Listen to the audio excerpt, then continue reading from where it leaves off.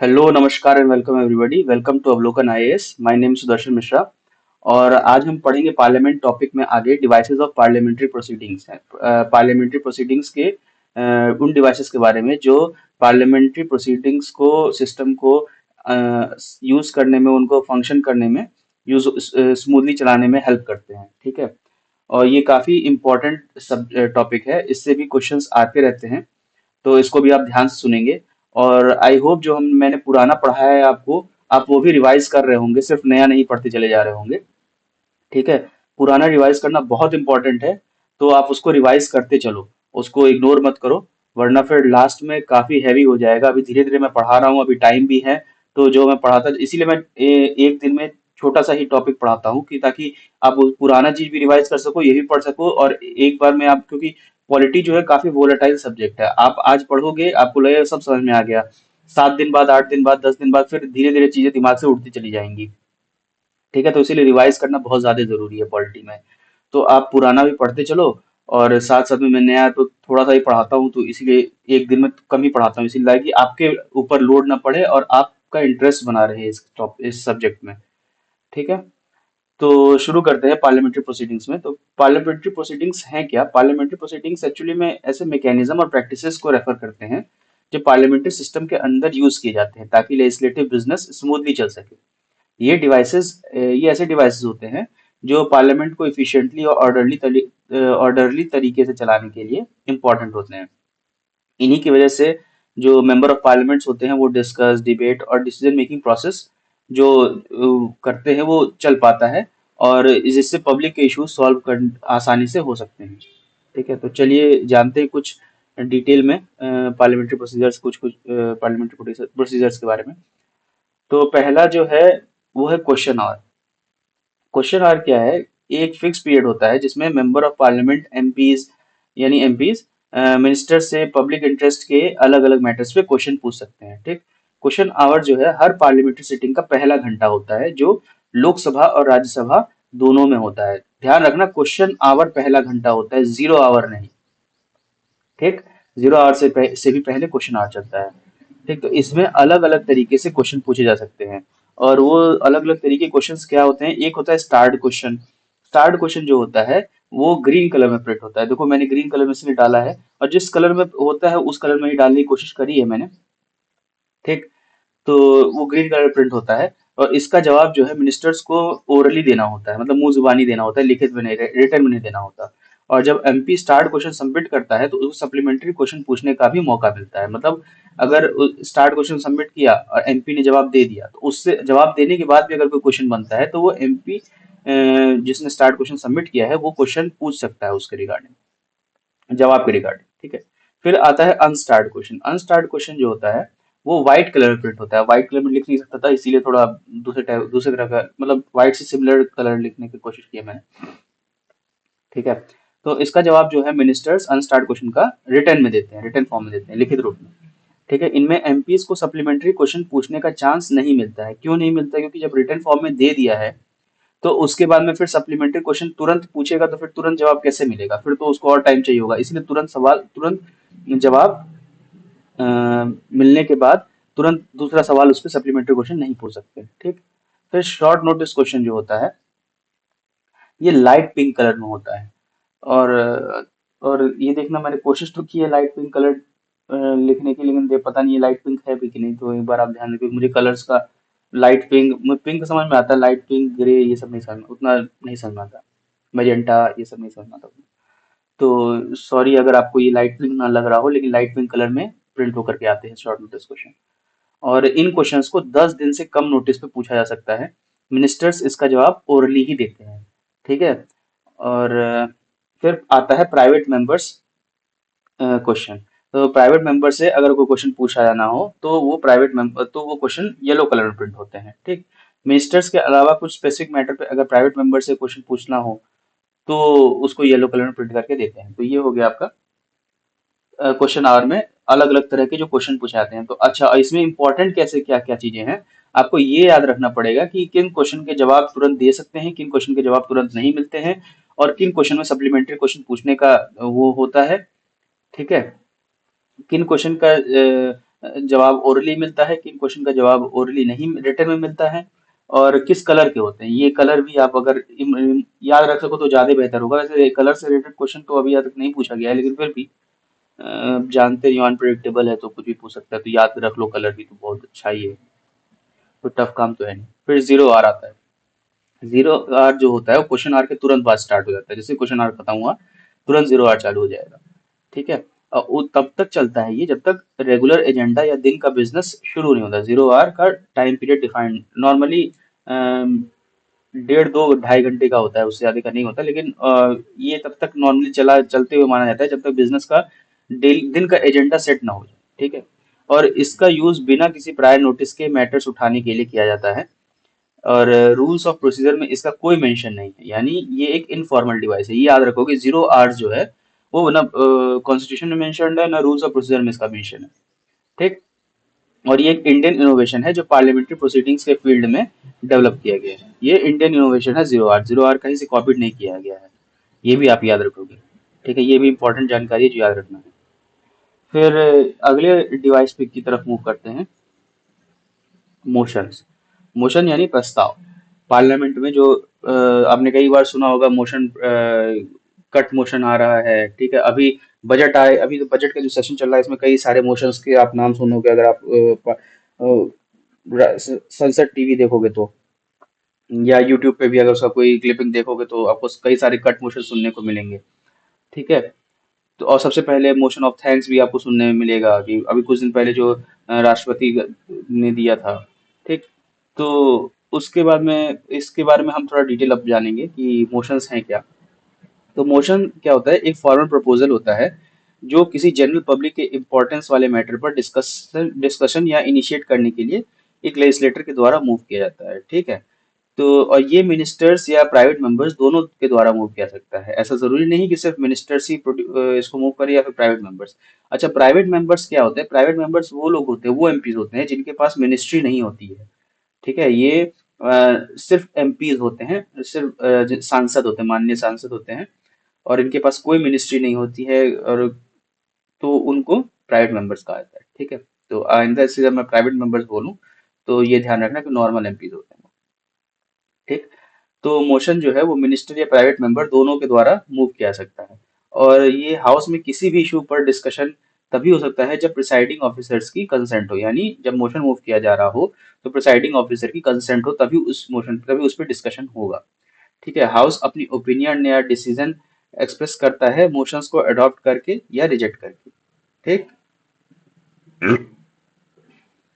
Sorry.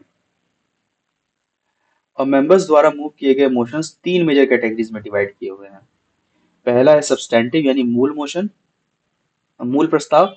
फिर substitute motion, फिर subsidiary motion. Subsidiary motion के फर्दर थ्री पार्ट्स हैं, एंसिलरी, सुपरसीडिंग और अमेंडमेंट मोशन।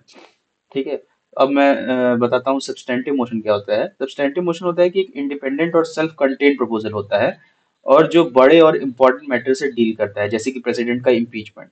तो ये सब्सटैंटिव मोशन होता है। ये किसी और मोशन पर डिपेंड नहीं करता है, मतलब खुद में ही ये सेल्फ कंटेन्ड होता है, मतलब खुद में ही पर्याप्त होता है ये प्रपोजल। सब्स्टिट्यूट मोशन क्या होता है? सब्स्टिट्यूट मोशन होता है कि एक ओरिजिनल मोशन के बदले इंट्रोड्यूस किया जाता है, और ये एक अल्टरनेटिव प्रपोजल रखा जाता है। जैसे कोई अगर मोशन इंट्रोड्यूस किया गया, ठीक है, और उस और मेंबर्स उसके बदले भी जैसे दो ऑप्शन रख सकते हैं, तो वो सब्स्टिट्यूट मोशन में चला जाएगा। ठीक है। तो अगर सब्स्टिट्यूट मोशन अडॉप्ट हो जाता है तो ये ओरिजिनल मोशन को सुपरसीड कर देता है। ठीक।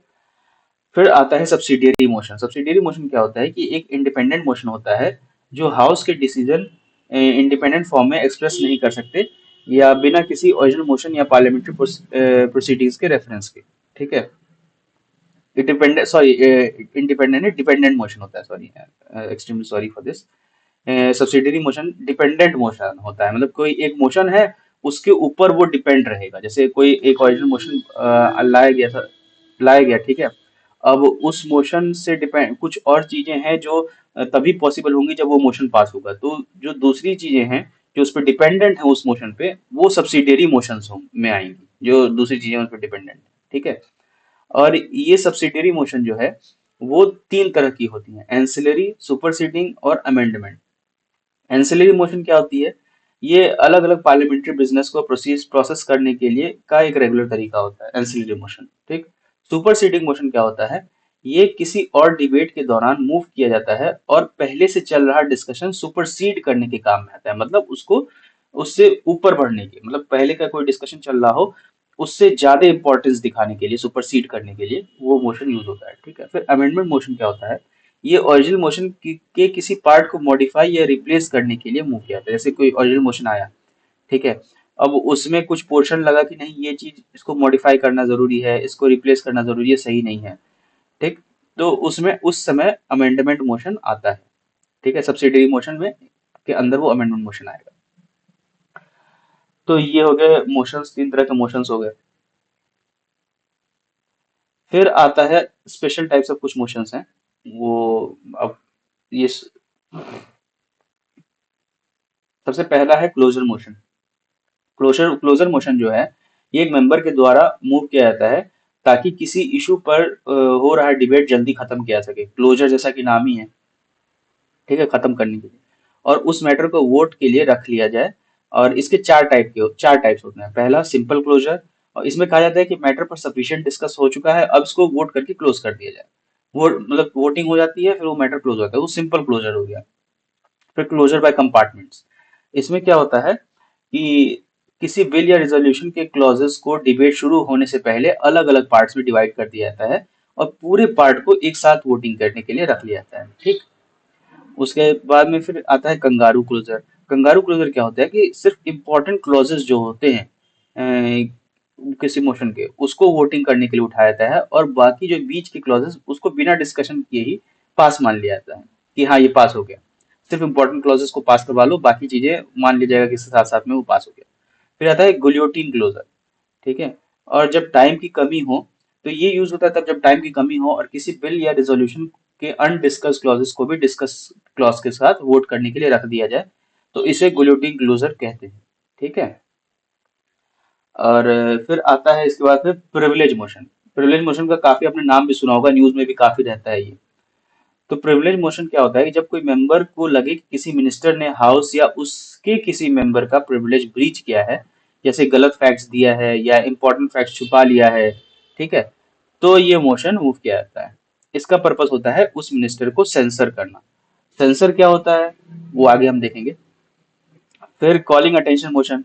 कॉलिंग अटेंशन मोशन, ये मोशन ऐसा होता है कि जिसमें किसी अर्जेंट पब्लिक इशू पर मिनिस्टर की का ध्यान अट्रैक्ट करना और उसका ऑफिशियल स्टेटमेंट मांगने के लिए उसको मूव किया जाता है, कॉलिंग अटेंशन मोशन को मूव किया जाता है। ठीक है। और जीरो आर की तरह ये भी एक इंडियन इनोवेशन ही है, कॉलिंग अटेंशन मोशन भी। ठीक। लेकिन रूल्स ऑफ प्रोसीजर में इसका मेंशन है, और जीरो आवर्स का जैसे रूल्स ऑफ प्रोसीजर में कोई मेंशन नहीं है, लेकिन इसका मेंशन है रूल्स ऑफ प्रोसीजर में, कॉलिंग अटेंशन मोशन का। ठीक। इसके बाद आता है एडजर्नमेंट मोशन। एडजर्नमेंट मोशन क्या होता है कि अर्जेंट पब्लिक इंपॉर्टेंस के किसी स्पेसिफिक मैटर पर हाउस का ध्यान अट्रैक्ट करने के लिए ये मोशन मूव किया जाता है। ठीक। इसको एडमिट करने के लिए कम से कम 50 मेंबर्स का सपोर्ट होना चाहिए, और ये हाउस के नॉर्मल बिजनेस को इंटरप्ट करता है। एडजर्नमेंट मोशन जो है हाउस के नॉर्मल बिजनेस को इंटरप्ट करता है, और इसलिए एक एक्स्ट्रा ऑर्डिनरी डिवाइस भी माना जाता है। एक्स्ट्रा ऑर्डिनरी डिवाइसेस भी हैं कुछ इमोशंस, ठीक है, वो उनके आप नोट बना लो। तो क्योंकि वो भी पूछा जाता है प्रीलिम्स में कि जैसे मान लो पांच छह डिवाइसेस दे दिया, पूछे इसमें से कौन सा एक्स्ट्रा ऑर्डिनरी डिवाइस है, या फिर कुछ पांच छह चीज दे दिया, फिर वो पूछ सकता है ऐसे कि इनमें से कौन से ऐसे डिवाइसेस है जो पार्लियामेंट्री प्रोसीडिंग्स को कंट्रोल करने के लिए, मिनिस्टर्स को कंट्रोल करने के लिए, गवर्नमेंट कंट्रोल करने के लिए पार्लियामेंट इस्तेमाल करती है। तो इस तरह क्वेश्चन बनते हैं। तो एक्स्ट्रा ऑर्डिनरी डिवाइस है ये भी अर्जेंटमेंट मोशन, तो इसका नोट बना लो कल। ठीक है। फिर और इसमें क्या है कि राज्यसभा में जो है एडजर्नमेंट मोशन का यूज अलाउड नहीं है, ये सिर्फ लोकसभा में ही है, क्योंकि इसमें गवर्नमेंट के अगेंस्ट सेंसर का एलिमेंट होता है। ठीक है। तो और ये थोड़ा इंपॉर्टेंट है एडजर्नमेंट मोशन, तो इसको आप स्टार मार्क बना करके इसको आप थोड़ा ध्यान से पढ़ना। और इस मोशन पर कम से कम 2.5 घंटे तक डिस्कशन होना चाहिए, तभी ये अलाउड रहे, तभी ये चलेगा एडजर्नमेंट मोशन। ठीक है, उससे कम में नहीं माना जाएगा। अब ऐसा दिमाग मत जलाना कि सर 2 घंटा 29 मिनट हुआ तो नहीं एक्सेप्ट होगा क्या, तो ऐसा नहीं, ऐसा मत सोच के चलो। बाकी क्योंकि 2.5 घंटे मिनिमम इस पर डिस्कशन होना चाहिए, तब जाके ये एडजर्नमेंट मोशन चलता है। ठीक। और इस मोशन पर जो है कुछ रिस्ट्रिक्शंस भी होती हैं, जैसे मैटर डेफिनेट फैक्चुअल अर्जेंट और पब्लिक इंपॉर्टेंस का ही होना चाहिए। दूसरा रिस्ट्रिक्शन होता है कि एक से ज्यादा इश्यूज कवर नहीं किया सकते एक बार में, एक ही इशू कवर किया जाएगा, और जो बहुत अर्जेंट हो वही रिसेंट अकरेंस के से रिलेटेड होना चाहिए। जैसे अभी अगर पार्लियामेंट चल रही है तो 2024 वाला अकरेंस का होना चाहिए, 2023 तक का भी चल जाएगा। लेकिन अगर मान लो वो 1967 का उठा के ले आएंगे तो वो अलाउड नहीं है। वो मतलब हाउस नहीं एक्सेप्ट करेगी उसको, प्रिसाइडिंग ऑफिसर नहीं एक्सेप्ट करेंगे। मतलब जनरल टर्म्स में फ्रेम्ड नहीं होना चाहिए, स्पेसिफिक होना चाहिए। ठीक। और किसी किसी प्रिविलेज मैटर को रेज नहीं कर रहा हो, फिर या तो फिर जो इशू पहले से डिस्कस हो चुका है उसको फिर से भी रेज नहीं किया जा रहा हो, और जो मैटर कोर्ट के अंदर है यानी सब जुडिस मैटर है उसके ऊपर भी अप्लाई नहीं होता है ये एडजर्नमेंट मोशन। ठीक है, तो ये सब कुछ रेस्ट्रिक्शंस हैं, तो ये रेस्ट्रिक्शंस भी आप ध्यान रख लेना। इसका भी नोट्स बना लेना, जो जो मैंने बोला है वो सब चीज की नोट्स बना लेना। ठीक है, तो फिर अब आगे मूव करते हैं। नो कॉन्फिडेंस मोशन जो होता है वो गवर्नमेंट पर लोकसभा के विश्वास न होने का दिखाने के लिए मूव किया जाता है। ठीक। और आर्टिकल 75 के अकॉर्डिंग काउंसिल ऑफ मिनिस्टर्स जो है लोकसभा के प्रति कलेक्टिवली रिस्पॉन्सिबल होते हैं। यानी जब तक लोकसभा का कॉन्फिडेंस है तब तक ही गवर्नमेंट टिक सकती है। सिर्फ लोकसभा में ये मोशन मूव किया जा सकता है। इसको एडमिट करने के लिए कम से कम 50 मेंबर का सपोर्ट चाहिए। अगर मोशन स्पीकर द्वारा अलाउ हो जा रहा है तो इस पे डिस्कशन होता है और वोटिंग कराई जाती है। और अगर सिंपल मेजोरिटी से पास हो जाए तो गवर्नमेंट को रिजाइन करना पड़ सकता है। ठीक है, अगर नो कॉन्फिडेंस मोशन पास हो जा रहा है। और नो कॉन्फिडेंस मोशन जैसे कई बार इंट्रोड्यूस भी हुआ है इस गवर्नमेंट के अगेंस्ट भी, जो करंट गवर्नमेंट है डिफरेंट डिफरेंट ईयर्स में, तो वो ईयर आप पूछेगा तो नहीं, लेकिन अपने जनरल नॉलेज के लिए देख लेना कि नो कॉन्फिडेंस मोशन कब कब इंट्रोड्यूस हुआ है। ठीक। तो ये है। और दूसरा एक और चीज मैं कहना चाह रहा हूँ जो इम्पोर्टेंट है, जिसका भी आपको नोट्स बनाना चाहिए, कि ऐसे कौन कौन से मोशन हैं जो सिर्फ लोकसभा में ही यूज किए जाते हैं। जैसे एडजर्नमेंट मोशन मैंने बताया, वो सिर्फ लोकसभा में लगेगा, राज्यसभा में नहीं। नो कॉन्फिडेंस मोशन ये भी लोकसभा में ही। सिर्फ ऐसे मोशंस जो मोशन गवर्नमेंट को गिराने की ताकत रखते हैं वो सब लोकसभा में इंट्रोड्यूस होंगे। और जो जो मोशन गवर्नमेंट को गिराने के लिए नहीं यूज होता है वो राज्यसभा में भी इंट्रोड्यूस होगा। ये एक जनरलिस्टिक है। इसको जनरलिस्टिक तौर पे से आप देख करके क्वेश्चन को मतलब स्टेटमेंट एलिमिनेट करने के तौर पे इसका इस्तेमाल कर सकते हो इस नॉलेज का। ठीक है। फिर आता है कॉन्फिडेंस मोशन। कॉन्फिडेंस मोशन कब होता है? जब हम पार्लियामेंट या माइनॉरिटी गवर्नमेंट हो या कोalition के गवर्नमेंट का केस हो तो भी प्रेसिडेंट गवर्नमेंट से अपनी मेजोरिटी प्रूव करने के लिए कह सकते हैं। तो जैसे कभी कभी नहीं होता कि प्रेसिडेंट कुछ स्टेट्स में गवर्नर्स कहते हैं कि अपनी मेजोरिटी प्रूव करिए, कुछ किसी केस में प्रेसिडेंट भी कहते हैं कि अपनी मेजोरिटी प्रूव करिए। जैसे एक साल 1999 में हुआ था कि अटल बिहारी वाजपेयी की, जब वो काफी आपने सुना होगा, एक एमपी से सरकार गिर गई थी तो प्रेसिडेंट ने कहा था कि पहले उससे वो सरकार गई थी उससे पहले जो कॉन्फिडेंस ही मोशन हुआ था कि जब प्रेसिडेंट ने कहा था कि अपनी मेजोरिटी प्रूव करिए। ठीक है। तो और फिर कभी कभी गवर्नमेंट खुद भी अपने सपोर्ट को दिखाने के लिए कॉन्फिडेंस मोशन मूव करती है कि भाई देखो हमारे पास सपोर्ट है, ऐसे ही नहीं हम खड़े हैं, सरकार चला रहे हैं। ठीक। और अगर कॉन्फिडेंस मोशन रिजेक्ट हो जाए तो गवर्नमेंट गिर जाती है। ठीक। कॉन्फिडेंस मोशन रिजेक्ट हो जाएगा तो गवर्नमेंट कैसे गिर जाएगी? क्योंकि कॉन्फिडेंस मोशन गवर्नमेंट ही शुरू की है ना। अगर जो पार्टी इन पावर है वही उसी ने शुरू किया है, तो अगर वही रिजेक्ट हो गया तो फिर तब तो ऑब्वियस सी बात है, क्योंकि गवर्नमेंट के पास पावर नहीं है इसीलिए उसकी बात रिजेक्ट हो गई, इसीलिए वो सरकार गिर जाएगी। ठीक है। उसके बाद आता है सेंसर मोशन। सेंसर मोशन क्या होता है? ऑपोजिशन मेंबर्स के द्वारा सिर्फ लोकसभा में मूव किया जाता है सेंसर मोशन भी। और ये काउंसिल ऑफ मिनिस्टर्स किसी इंडिविजुअल मिनिस्टर या ग्रुप ऑफ मिनिस्टर के खिलाफ भी हो सकता है अगर उन्होंने अपना काम सही से नहीं किया हो या फिर उनकी पॉलिसीज गलत हो। ठीक। तो नो कॉन्फिडेंस मोशन से अलग ये स्पेसिफिक और सेल्फ एक्सप्लेनेटरी होना चाहिए सेंसर मोशन। अगर सेंसर मोशन पास हो जाए तो काउंसिल ऑफ मिनिस्टर्स को रिजाइन नहीं करना पड़ता और उन्हें लोकसभा का विश्वास फिर से लेना पड़ता है। यानी सेंसर मोशन के सिर्फ पास हो जाने से गवर्नमेंट नहीं गिरती है। ठीक है, तो उन्हें लोकसभा में फिर से अपना कॉन्फिडेंस मोशन पास करा के कॉन्फिडेंस मोशन पास कराना पड़ता है। ठीक, अगर सेंसर मोशन पास हो जाए तो। और सेंसर मोशन पे इतना ही। अब आगे मूव करते हैं, आगे अगला टॉपिक मोशन ऑफ थैंक्स। अभी काफी न्यूज में था ये मोशन ऑफ थैंक्स। ठीक। ये प्रेसिडेंट का एड्रेस के बाद पार्लियामेंट में मोशन ऑफ थैंक्स डिस्कस होता है। इसमें गवर्नमेंट की पॉलिसीज और प्रोग्राम्स पर डिस्कशन होते हैं। प्रेसिडेंट जो है, जब नई पार्लियामेंट गठित होती है या फिर, तो प्रेसिडेंट जो है वो अपना पार्लियामेंट को एड्रेस देते हैं। जैसे अभी 2024 में पार्लियामेंट जब गठित हुई, अभी बजट सेशन पहले अभी, तो प्रेसिडेंट ने अपना एक एड्रेस दिया था। उसके बाद में मोशन ऑफ थैंक्स डिस्कस होता है। ठीक है, इसमें गवर्नमेंट की पॉलिसीज और प्रोग्राम्स पर डिस्कशन होता है। अगर ये मोशन पास नहीं होता है तो गवर्नमेंट के लिए ये डिफीट बनाता है, इसीलिए इसको पास कराना बहुत प्राथमिकता होती है सरकार की। और मेंबर्स इस डिबेट के दौरान गवर्नमेंट को क्रिटिसाइज भी कर सकते हैं। इसमें वो क्रिटिसाइज भी कर सकते हैं, और चाहे तो उसको फिर अगेंस्ट में मोशन ऑफ थैंक्स नहीं पास कर सकते हैं। ठीक। तो इसका भी दोनों हाउस में पास होना बहुत जरूरी है। ठीक है, तो ये हो गया आपका मोशन ऑफ थैंक्स। फिर आता है no day yet named motion. यानी नो डे येट नेम्ड मतलब ऐसा मोशन जो स्पीकर के द्वारा एक्सेप्ट तो कर लिया गया है, लेकिन उसके डिस्कशन के लिए कोई स्पेसिफिक डेट ही नहीं फिक्स की गई है। ठीक, स्पीकर ऑफ द हाउस जो है वो बिजनेस को देख करके, हाउस के लीडर से कंसल्ट करके, या बिजनेस एडवाइजरी कमेटी के रिकमेंडेशन के बेसिस पे इस मोशन को डिबेट के लिए एक दिन या एक part of the day allocate कर देते हैं, कि हाँ इस दिन आपका ये डिबेट हो जाएगा इस पे। तो इसीलिए उनको कोई दिन दिया नहीं जाता, इसीलिए no day yet named motion उसको कहते हैं। फिर फिर आता है डिलेटरी मोशन। डिलेटरी मोशन एक ऐसा मोशन होता है जो किसी भी बिल, मोशन या रेजोल्यूशन के डिबेट को एडजर्न करने या हाउस के बिजनेस को स्लो डाउन करने के लिए मूव किया जाता है। ठीक है, कोई भी एमपी किसी भी टाइम पर ये मोशन मूव कर सकता है जब एक मोशन पर डिस्कशन हो रहा हो। ठीक,